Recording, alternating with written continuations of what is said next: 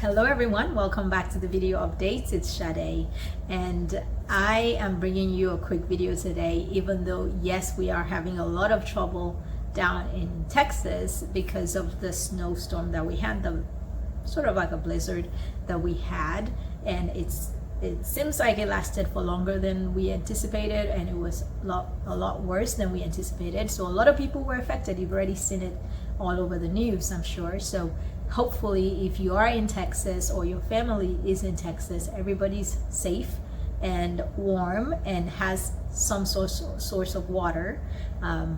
We had issues as well, but everything is okay. We're thankful, and I wanted to say very grateful for the people that checked in on me and the people that sent emails and text messages to see how we were doing. I appreciate all of you, and I'm also very thankful that we did have electricity, which was a big deal, and it is a big deal because a lot of people did not have electricity. So that's one good thing. We didn't have water, but we managed okay, and we had people that helped out. So thank you guys. I wanted to still go ahead and honor the weekly commitment that I made to the subscribers of this channel, and I wanted to do a quick video. I originally planned to do this video in a little bit more detail, but I'll go ahead and do it anyway because I think it could still work out. So just ignore the shadows and things because I'm in the house and in a small corner of the house because we're trying to conserve electricity for the other people that don't have electricity yet.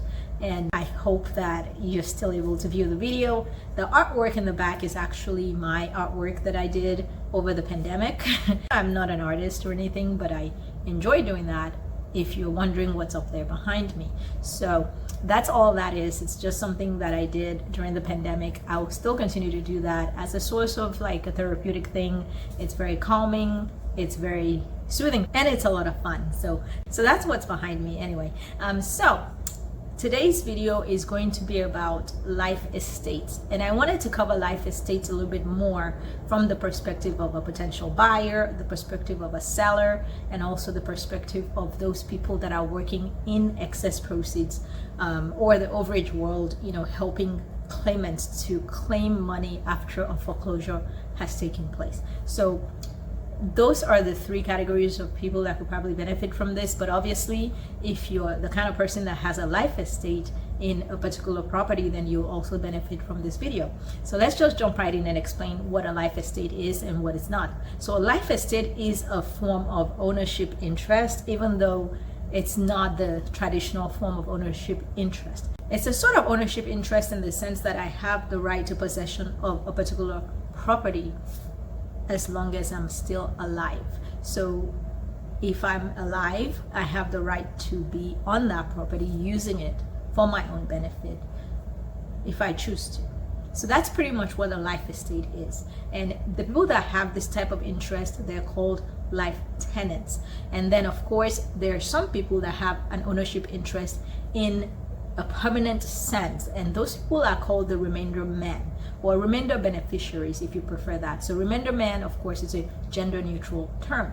And so the life tenant has ownership interest as long as he's alive, but it's not the type of interest that you take with you. So it's something that you either have while you're alive, or you can actually relinquish it while you're still alive as well. The remainder man, on the other hand, is the party that would get the property after the life estate ends. So once the life tenant dies, the remainder man would get the property permanently in fee simple is what we call it. So that's just means permanently.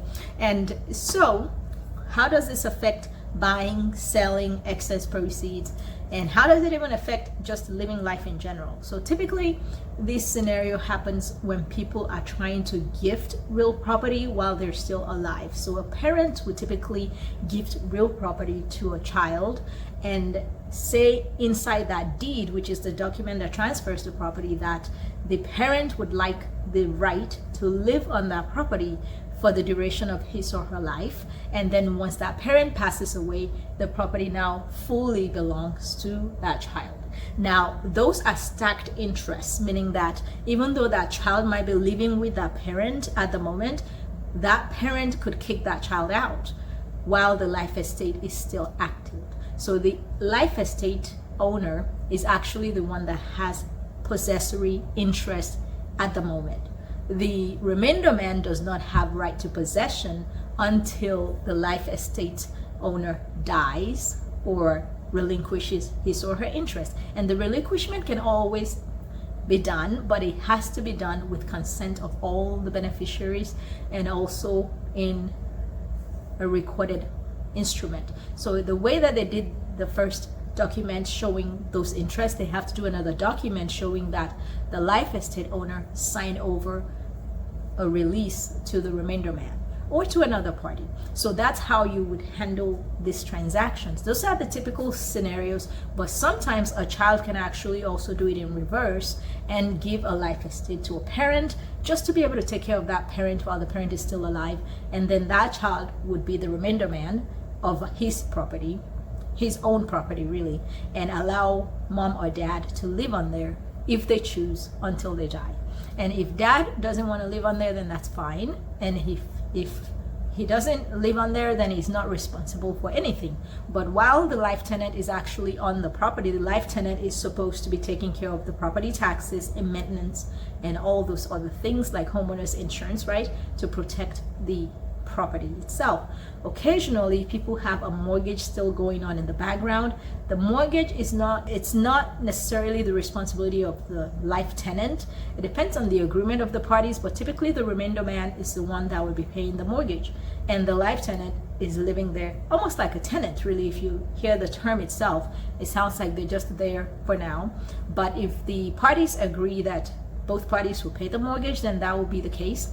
And if the parties agree that only the life tenant will pay the mortgage, then they'll have that also in writing. Because if you don't have it in writing, it didn't happen. So those are the typical parameters, and sometimes relatives will just do that for elderly aunts and uncles and things like that to take care of them. But most of the time, parents would do that for the children to give a gift before dying and to avoid probate in that way, but also at the same time taking care of the parent while the parent is still alive. So the only way that a life estate can be abandoned is when the remainder man proves 100% to a court or whoever is the party that's questioning that claim of abandonment. They have to prove that that person relinquished interest without any intent to return to possess the property. So you have to prove that the life estate owner, which is the life tenant, has gone away completely without any interest in the property, without any intention to return to possess that property. As long as they're alive, really they don't abandon the life estate, because the presumption is that the life estate is still ongoing. So it's very difficult to prove that the life tenant abandoned unless they've really taken huge actions, such as refusing to pay anything on the property at all, refusing to maintain it, and then ultimately maybe moving away to another country completely for years and years with no intention to return. So you could prove it, but it's always difficult, at least under Texas law. So each state has its own different laws, and you should check with the lawyer in your state if you have questions. So the other question that people ask is, well, what is the value of a life estate anyway? Like, does it have any value? Is it worth anything other than that right to possession? Well, yeah, it is, because if the remainder man wants to sell that property, it has to be with full consent of the life tenant. So everybody has to agree, and then the life tenant needs to be paid some sort of a buyout if the life tenant wants, but of course you can agree that you don't want anything for your life estate interest if you choose to. So typically there is some math that can be done, and actually the Internal Revenue Service, IRS, has an actuarial table that they've put together. The actuarial table is just a table that shows the likelihood of somebody surviving past another year based on their life expectancy. That is the typical life expectancy for that particular age group, and it's done with statistics and things, but there's a table that has a factor, which is like a fraction that you would use to compute against the fair market value of the property. And once you multiply those two, it will tell you what the life estate is worth. You can pull up that table online by yourself. You just type in actuarial table for life estate interest, and it will show up. And it will also show you a table for remainder man interest as well, I believe. So you can look those up for yourself and look at the different age groups, and you'll see that the fraction is actually going to be very, very tiny if somebody is older, because the older you are, the lower your life expectancy. So if you're already like 90 years old, your life estate is not worth as much as if you were 30 years old, for example. So that's how the values work. And so it does have some kind of value, but it depends on the age of the life tenant. It's, that's what it is. And it also depends on the fair market value of the property. And you can always figure out the fair market value by getting a realtor's CMA, a comparative market analysis, or you can get a broker's price opinion, which is slightly better because it's a little bit more detailed. And you can also get an appraisal done, which is even more detailed than the BPO.